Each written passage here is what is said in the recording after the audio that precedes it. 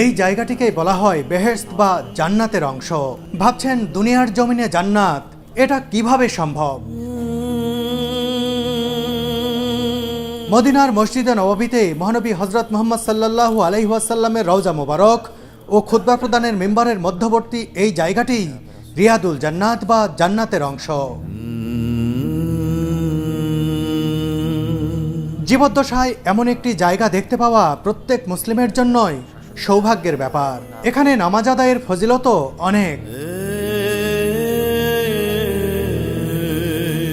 বন্ধুরা, সৌদি প্রবাসী content creator ও সাংবাদিক মামুন ভাইয়ের সাথে আমি কিভাবে এই পবিত্র জায়গাটি ঘুরে দেখলাম তাই তুলে ধরব এই ভিডিওতে।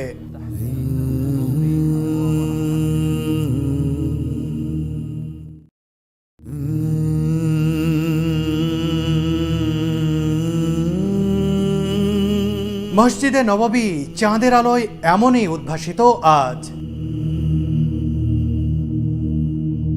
মধ্যরাতে রিয়াদুল জান্নাত বা জান্নাতের অংশ দেখতে এসে পবিত্র এই মসজিদের এমন মোহনীয় রূপ দেখতে পাবো ভাবিনি। আগেই বলেছি মদিনা প্রবাসী মামুন ভাই আজ আমাকে নিয়ে যাবেন রিয়াদুল জান্নাতে। কিন্তু তার আগে সংক্ষেপে জানিয়ে দিতে চাই পবিত্র এই জায়গাটি পরিদর্শনের নিয়ম কানুন। আপনি ইচ্ছে করলেন আর জায়গাটি ঘুরে আসলেন, বিষয়টি এমন নয়। সেখানে যাওয়ার আগে থেকেই রেজিস্ট্রেশন করে অনুমতি ও সময় নিয়ে রাখতে হবে। নুসুক নামের এই অ্যাপে রেজিস্ট্রেশনের পরেই জানতে পারবেন কোন সময়টি আপনার জিয়ারত তথা পরিদর্শনের জন্য নির্ধারিত হয়েছে। সেই মোতাবেক আপনাকে হাজির থাকতে হবে। অন্তত 7 দিন আগে থেকে রেজিস্ট্রেশন না করলে পারমিশন পাওয়া কঠিন হয়ে যায়। যদিও আমি 7 দিন আগে থেকে নুসুক অ্যাপে রেজিস্ট্রেশনের চেষ্টা করেও না পেয়ে হতাশ হয়েছিলাম। পরে মদিনায় অবস্থানরত মামুন ভাই, সামির ভাই, জুয়েল ভাই মিলে বাংলাদেশি অন্য ভাইদের মাধ্যমে পারমিশন ম্যানেজ করে দিলেন। তাদের সবার প্রতি অশেষ কৃতজ্ঞতা জানাই আমি। বলে রাখি, আমার সহধর্মিনী সুরভির জিয়ারার সময় দেওয়া হয়েছিল রাত 10টায়, আর আমাকে আর মামুন ভাইকে সময় দেওয়া হয়েছে রাত 2টায়। এ কারণেই এই মধ্যরাতে হাজির হয়েছি মসজিদে নববীতে।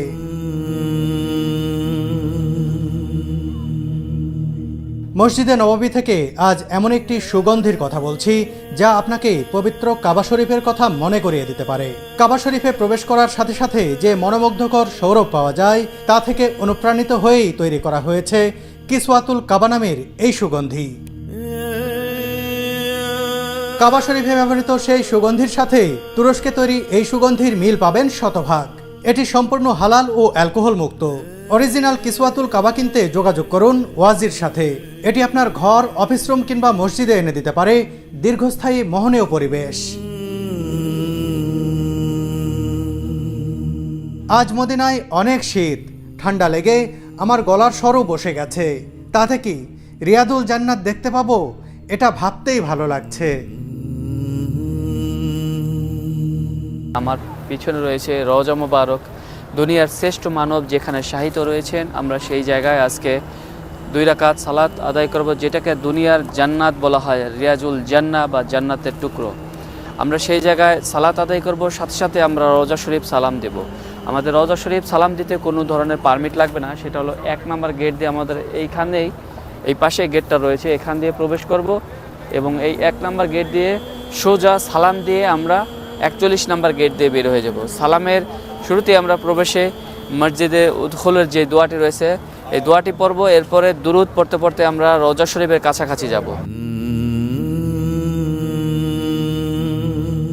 মামুন ভাইয়ের সাথে নবীজি সাল্লাল্লাহু আলাইহি ওয়াসাল্লামের রওজা মোবারক জিয়ারতের জন্য এগিয়ে যাচ্ছি। রওজা মোবারকে সালাম দিয়ে বেরিয়ে আসার পরই রিয়াদুল জান্নাতে প্রবেশের লাইনে দাঁড়াতে হবে।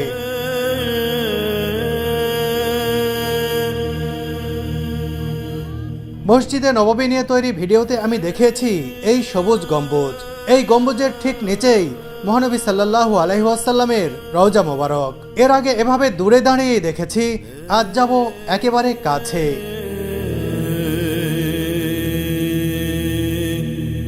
আমাদের পিছনে যে গেটটি দেখা যাচ্ছে আমরা এই গেটটি দিয়ে এখন প্রবেশ করব এবং ওই দিক থেকে ঘুরে এসে আমরা 1 নম্বর গেট দিয়ে প্রবেশ করব।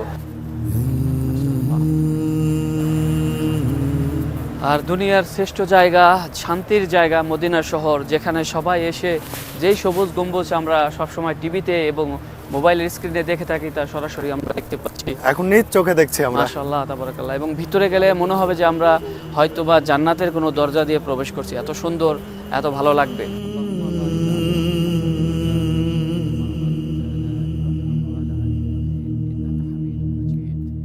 এই হলো 1 নম্বর গেট, যেটা দিয়ে সালাম পেশ করার জন্য প্রবেশ করা হয়, বা বাবা সালাম বলা হয় আরবিতে, সালাম গেট।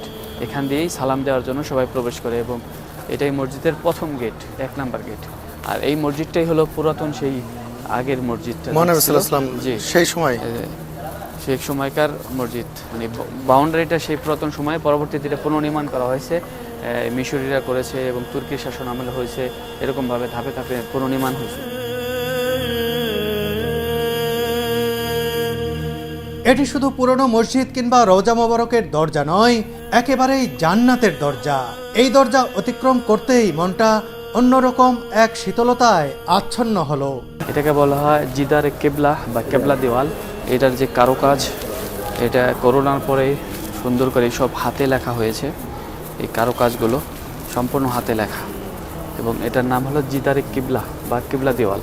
এই দিকে কিবলা, এই জন্য এটা কিবলা দেওয়াল বলা হয়। এবং আমরা যাচ্ছি সামনের দিকে রিয়াজুল জান্নাহ, যে দুনিয়ার যে জান্নাতের টুকরো, যে জায়গাটুকু বলা হয় সেই জায়গার সামনে, এবং যেখান থেকে রাসূল সাল্লাল্লাহু আলাইহি ওয়াসাল্লাম খুতবা দিতেন, যেখান থেকে কিয়ামতের দিন হাউজে কাউসারের পানি বের হবে, সেই জায়গাটি মিম্বারে রাসূল সাল্লাল্লাহু আলাইহি ওয়াসাল্লাম। সামনে যে মিম্বারটি দেখা যাচ্ছে, এই ছোট্ট মিম্বারটি, এখানে দাঁড়িয়ে একটু সুন্দর করে ভিডিও নেন। এটাই হলো মিম্বারে রাসূল সাল্লাল্লাহু আলাইহি ওয়াসাল্লাম এখানে দাঁড়ায় খুতবা দিতেন এবং বর্তমানেও শেখ এখানে দাঁড়ায় খুতবা দেয়। এখান থেকেই হাউজের কাউসারের পানি বের হবে কিয়ামতের সময়। এটাই কি রিয়াজুল জান্নাহ? এইটাই রিয়াজুল জান্নাহর অংশ, এখান থেকেই শুরু।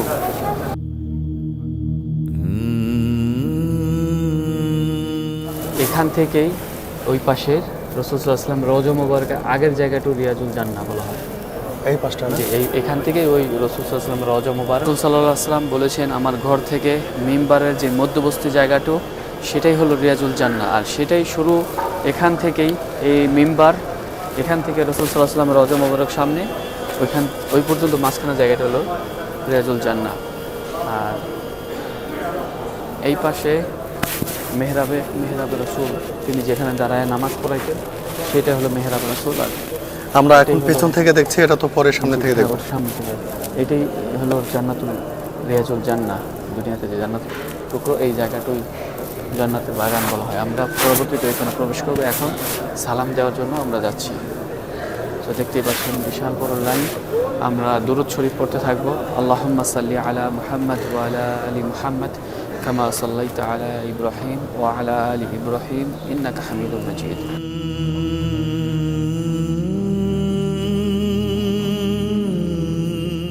আলা আলি ইব্রাহিম ইন্নাকা হামিদুম মাজিদ। আমরা এইভাবে দুরূদ পড়তে পড়তেই সামনে যাব এবং সামনেই দেখা যাচ্ছে দুনিয়ার শ্রেষ্ঠ মানব, পৃথিবীর শ্রেষ্ঠ মানব, প্যারা নবী মুহাম্মদুর রাসূলুল্লাহ সাল্লাল্লাহু আলাইহি ওয়াসাল্লামের রওজা মুবারক। এই দেয়াল থেকে এই পাশে যে জায়গাটুকু, এটুকু হলো রিয়াজুল জান্নাহ। আস্তে আস্তে আমরা এগিয়ে যাচ্ছি রাসূলুল্লাহ সাল্লাল্লাহু আলাইহি ওয়াসাল্লামের রওজা মোবারকের দিকে। এখনকার এই অনুভূতি প্রকাশের ভাষা সত্যিই আমার জানা নেই।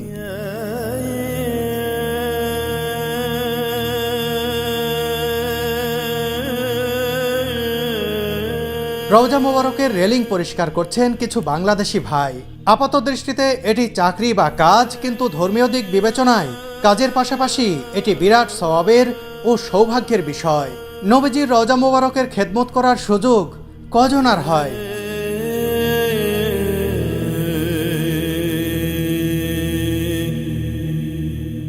প্রথম গ্রিল এটা খালি, আমরা দ্বিতীয় গ্রিলের প্রথম দিকে দাঁড়াবো।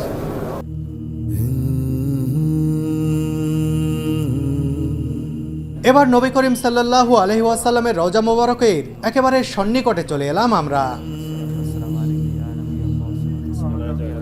এই ছিদ্রযুক্ত গ্রিলের ঠিক ওপাশেই চিরনিদ্রায় শায়িত রয়েছেন দিনের নবী হযরত মুহাম্মদ সাল্লাল্লাহু আলাইহি ওয়াসাল্লাম। নিজ চোখে নবীজির রওজা মোবারক দেখে ও সালাম পেশ করে অন্যরকম এক শান্তি পেলাম। মহানবী সাল্লাল্লাহু আলাইহি ওয়াসাল্লামের ঠিক পাশেই রয়েছে হযরত আবু বকর রাদিয়াল্লাহু তাআলা আনহুর কবর। তারপরেই শায়িত রয়েছেন হযরত ওমর ফারুক রাদিয়াল্লাহু তাআলা আনহু। এটা রাসূল সাল্লাল্লাহু আলাইহি ওয়াসাল্লামের এক স্ত্রীর ঘর ছিল। তিনি বলছিলেন যে আমি এখান থেকে সবসময় তার কবর দেখব।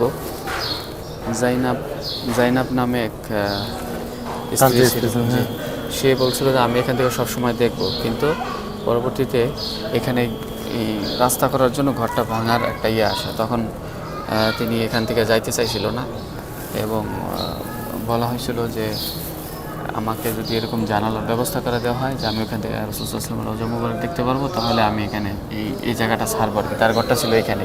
আচ্ছা, তখন তার ভাইয়ের ঘর পাশে ছিল, তখন এই জানলাটা খুলে দেওয়া হয় সারা জীবনের জন্য।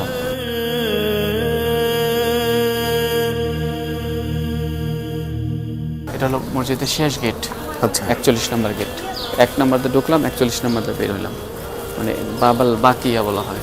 ডোর নাম্বার 41 ওই পাশে লেখা আছে, দেখুন এখন পর্যন্ত 41 নম্বর গেট।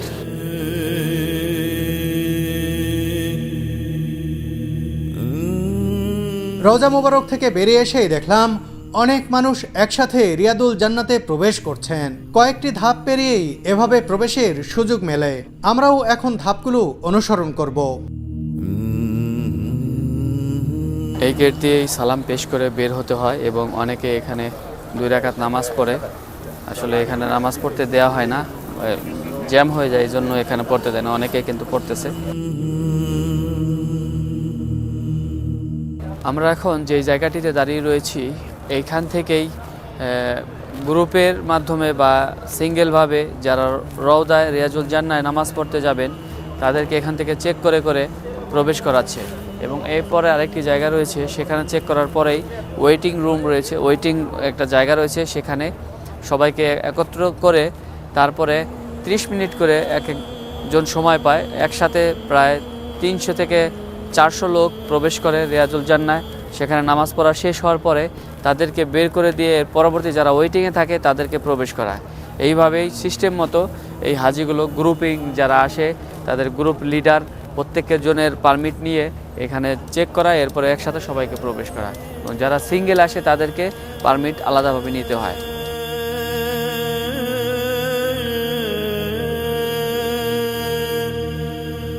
আমাদের পারমিট দেখে ধীরে ধীরে সামনে এগিয়ে যেতে থাকলাম। কিছু দূর এভাবে এগিয়ে যাওয়ার পর আমাদের বসতে দেয়া হবে। আমাদের এখন সব চেকিং শেষ, এখন আমরা গিয়ে ওয়েটিং রুমে বসবো। এরপরে আমরা দেখে নেবে আমাদের যারা ভিতরে আছে, তারা বের হলে এই পাশটা আগে নিবে, এরপরে এরা আবার যখন বের হবে তখন আমাদের নিবে।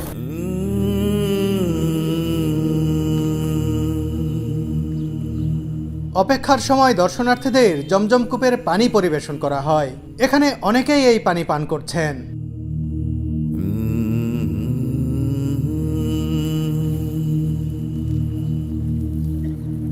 প্রায় আধা ঘন্টা অপেক্ষার পর আমাদের সময় এলো রিয়াদুল জান্নাতের ভেতরে প্রবেশের।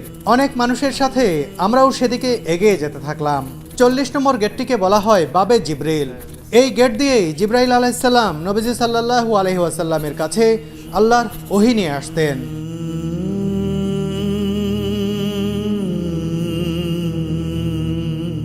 আমরা রিয়াদুল জান্নাতে প্রবেশ করব 39 নম্বর গেট তথা বাবে নিসা দিয়ে।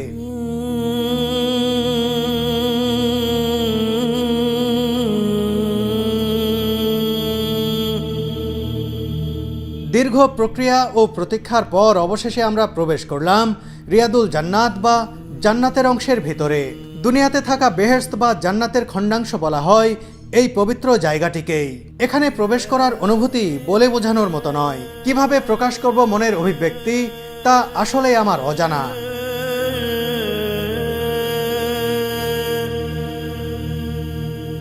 রিয়াদুল জান্নাতে প্রবেশ করেই 2 রাকাত নামাজ আদায় করলাম আমরা। এরপর 2 চোখ ভরে দেখতে থাকলাম জান্নাতের খণ্ড। সত্যি সত্যি আমি এখন জান্নাতে অবস্থান করছি, আর এখানকার পরিবেশও একেবারেই জান্নাতি।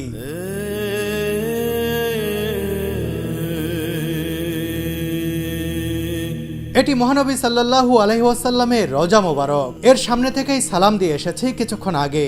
এই রওজা মোবারক থেকে এই যে মিম্বার দেখতে পাচ্ছেন, এর মধ্যবর্তী জায়গাটুকুই জান্নাতের অংশ। রাসূলুল্লাহ সাল্লাল্লাহু আলাইহি ওয়াসাল্লাম এই জায়গাটিকেই জান্নাতের অংশ হিসেবে উল্লেখ করে গেছেন। বুখারী হাদিস অনুসারে নবীজি সাল্লাল্লাহু আলাইহি ওয়াসাল্লাম বলেন, আমার ঘর তথা বর্তমান দাফনের জায়গা এবং মেম্বরের মাঝের জায়গা জান্নাতের বাগানগুলোর একটি। রিয়াদুল জান্নাতের ভেতরে বেশ কয়েকটি স্তম্ভ বা খুঁটি রয়েছে। এগুলোকে রহমতের স্তম্ভ বলা হয়। উসমানীয় শাসনামলে স্তম্ভের সংস্কারের পাশাপাশি এর গায়ের কারুকাজে স্বর্ণের প্রলেপ দেওয়া হয়েছিল বলে জানা যায়। রাসূলুল্লাহ সাল্লাল্লাহু আলাইহি ওয়াসাল্লামের যুগে এসব খুঁটি ছিল খেজুর গাছের। এই মিহরাবটি সংস্কার করা হয়েছে। এখানে দাঁড়িয়ে ইমামতি করতেন হযরত মুহাম্মদ সাল্লাল্লাহু আলাইহি ওয়াসাল্লাম। রিয়াদুল জান্নাতে অবস্থানের আধা ঘন্টার সময় যেন আধা মিনিটের মতো মনে হলো আমার কাছে। দুনিয়ার বুকে রয়ে যাওয়া একখণ্ড জান্নাত দেখে নিলাম নিজের চোখে। সত্যি অদ্ভুত এক ভালো লাগায় ভরে গেল মনটা।